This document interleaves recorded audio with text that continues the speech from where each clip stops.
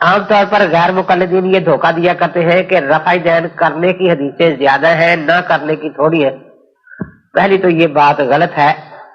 اور اصول بھی یہ نہیں ہے کہ زیادہ روایات زیادہ عمل کی دلیل ہوتی ہے،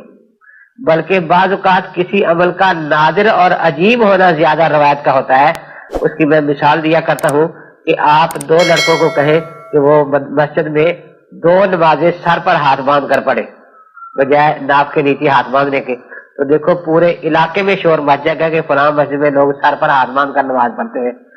حالانکہ باقی جو نماز پڑھتے ہیں اس کا کوئی ذکر تک نہیں کرے گا، کیونکہ وہ قابل ذکر نہیں، سب کو معلوم چیز ہے۔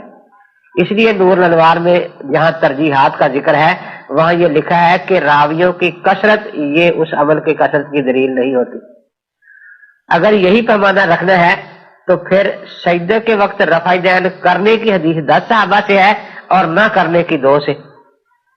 تو وہاں بھی یہ 10 کو کیوں نہیں دیکھتے کہ زیادہ سجدے کی رفع دین کو بیان کرنے والے ہیں، اس لیے سجدے کی رفع دین کرنی چاہیے۔ جوتے پہن کر نماز پڑھنے کی حدیث 50 صحابہ سے ہے اور اتار کر پڑھنے کی صرف 2 صحابہ سے، تو وہاں بھی یہ لوگ نہیں کہتے کہ وہاں چونکہ 50 صحابہ ہیں اس لیے جوتے پہن کر ہی نماز پڑھنا سنت ہے، جوتے اتار کر نماز پڑھنا جائز نہیں ہے۔